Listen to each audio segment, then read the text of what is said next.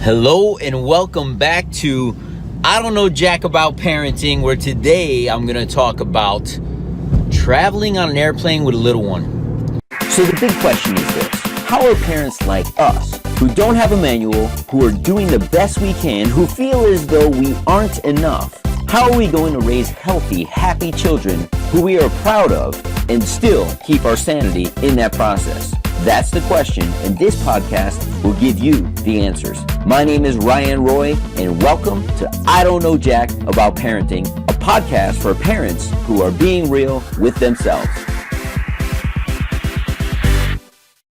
Hey, welcome back to this episode of I Don't Know Jack About Parenting, where I want to talk about traveling on airplanes with infants, toddlers, or even a little bit older children. I'll tell you that I have a little bit of experience with this, as I used to, my wife and I, it's kind of funny and comical now, but we used to have a long distance relationship, and then we got married, and we still had a long distance relationship where one of us was on a flight every week to visit the other one. And once I worked in one state, she worked in another, it worked for us. But once the baby came, he was with one of us, and whether it was with me or with her, he was on an airplane going back and forth quite often. So in the first year of his life, he was on over 40 flights. And it's a lot of flying for a little guy, but more importantly, it's a lot of patience on our part, and we learned a few tricks along the way. And we still fly often, not as often as we used to, and I just want to share in this video, and the reason I want to share in this video or on this podcast, or whichever way you're listening to it. Listen, I don't know jack about parenting, but I do know a little bit about traveling on an airplane with a little one. The number one thing that I think is most important is, I don't care what age they are, is talking to your children or child about the experience they're about to have. And you can say, well, I'm going to talk to a 4-month-old about getting on an airplane. This is more about you feeling comfortable talking to your child, because we get caught up in the kid can't understand, why am I even having this discussion? But I want you to know that your voice, your tonality, is comforting to your child. It's the voice that they know most. So whether it's you mom or you dad, whomever's listening to this, when you get on that airplane, I often see other parents cradling their kid and just going, shh, be quiet, don't talk, and this nervous energy about them. The baby may not understand, but the baby understands your energy. And if you don't practice talking to your child before you get to an airplane or before you get out in public, you get nervous about how your child's going to act. Your child's going to act according to how you're acting. And if you're nervous and upset or uncomfortable, I almost guarantee that your child is going to be nervous, upset, and uncomfortable. So first, prepare yourself to be able to just talk to your child, because when the child is getting in a plane or getting in a car to get to an airport, waiting in a line to check bags, waiting in another line to get through TSA, mom and dad taking all their clothes off and stuff, putting it in bins, hundreds if not thousands of people surrounding them, kids looking around, this is not normal, they can get uncomfortable. Then once you get there, you get in parents typically get to get on the airplane first. So now they're in this tube and they have to be sat in a car seat, and they know what a car seat means, but the car's not moving yet, they don't get that vibration. All of this is different. But if you could speak to them along the way as, hey sweetie, hey honey, we're going through this long line at TSA and it's really an adventure. And you act like it's an adventure. And what happens here is mom and dad's we have to take off all of our jewelry, our watches, our belt. I even get to take off my shoes, but you don't. And as you're taking it all off, you do it. And then this nice security guy is going to let us walk through this machine. And we got to put your stroller in. It's going to get to go through the conveyor belt. And they're going to look at the insides of it. It's really cool. Now, this may sound ridiculous, but I'm telling you, you distracting your child with the comfort of your voice is going to bring comfort to them. Now, I'm going to share a story with you where my son was probably about 6 or 7 months old, where I had gone through all that. I was traveling on my own this time. My wife was not with me. And he's in his little carrier. I have my backpack, and he's in his car seat. And I'm lifting him up like this, so he's face to face, eye to eye. And I'm saying to him, hey, Christian, I need you to do me a big favor today. This is a full airplane, and there's a lot of people on it. And it's really early in the morning, so everybody here is tired. And I want you to know that everybody on this airplane is going to be uncomfortable.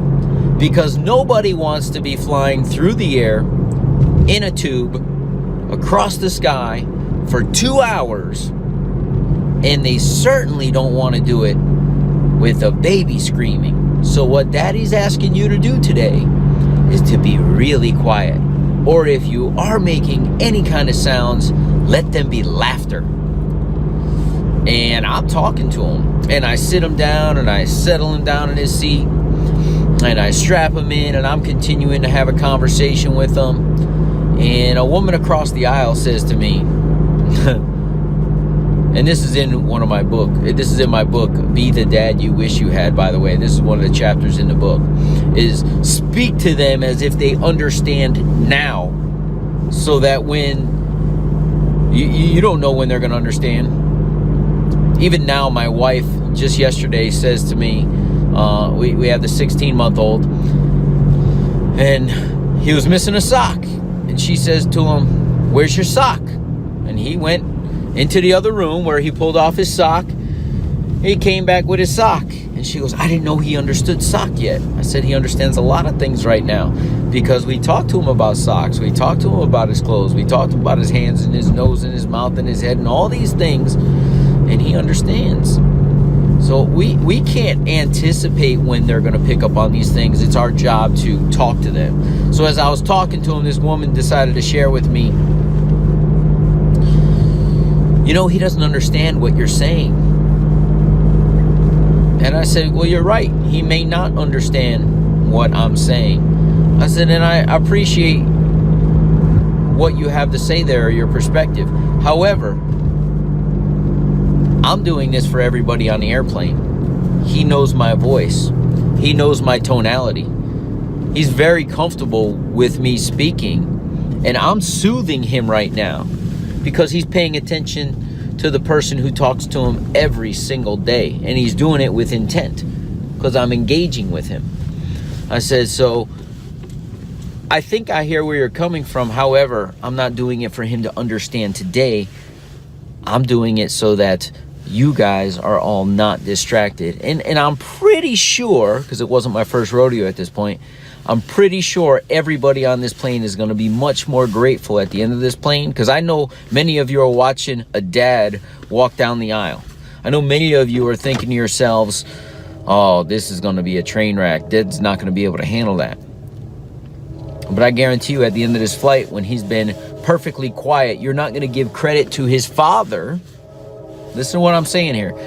And for all of you listening, you want to take the credit for your kid being well behaved because you've done what's necessary in order for that child to behave. They're going to say, that's such a good baby. And I'm going to tell you right now, there are good babies because there are good parents.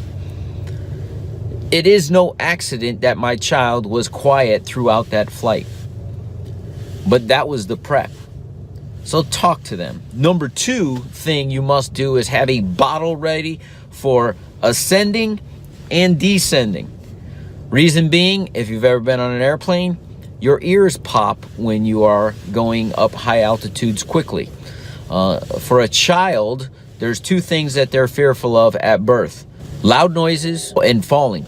They're fearful of the feeling of falling, and they're fearful of loud noises. And if you've ever popped your own ears, after a while, it goes from, the pressure, you don't hear it, and then boom, really quick, everything's loud again.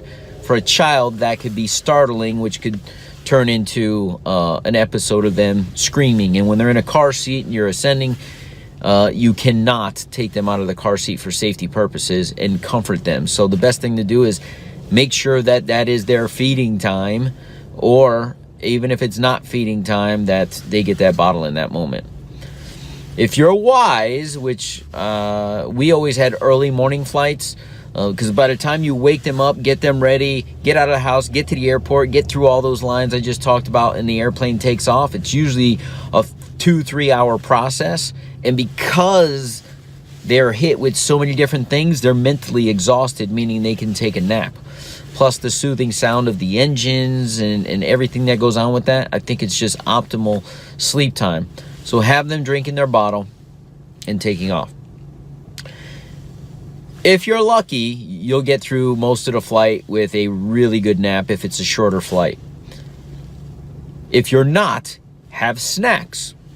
Cookies, the yogurt bites, Lunchables, whatever you get for them. Make sure they have their favorite snacks. Make sure there's a teddy, something that comforts them if you don't already have one. And lastly, just have some toys to distract them. Again, on descend, you want to also make sure that they have a bottle. And after that,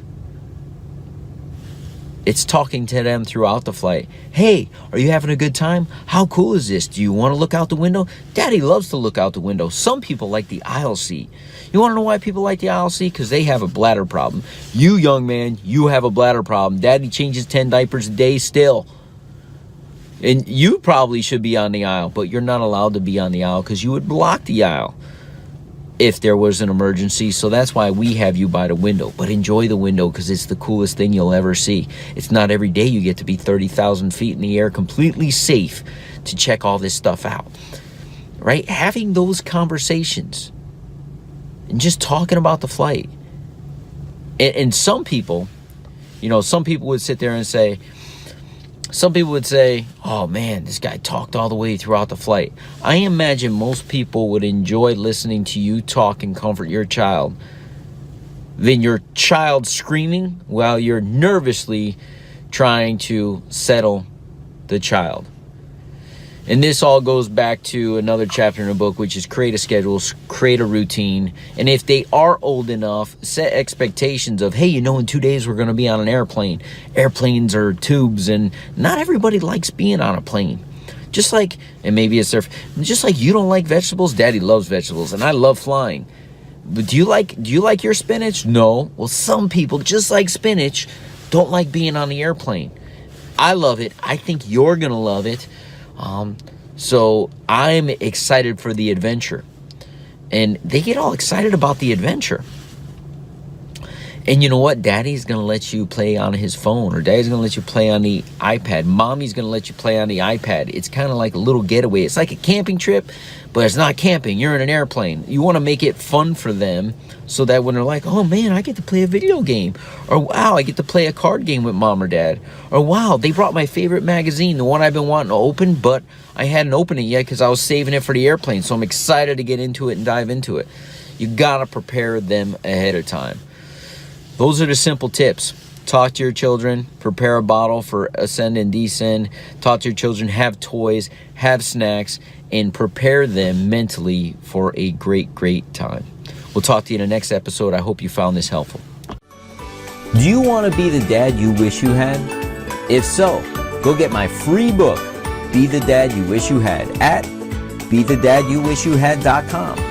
Inside, you'll find my most effective 40 tips to quickly and easily transform yourself into the ideal dad. Go to BeTheDadYouWishYouHad.com now and get it while it's free.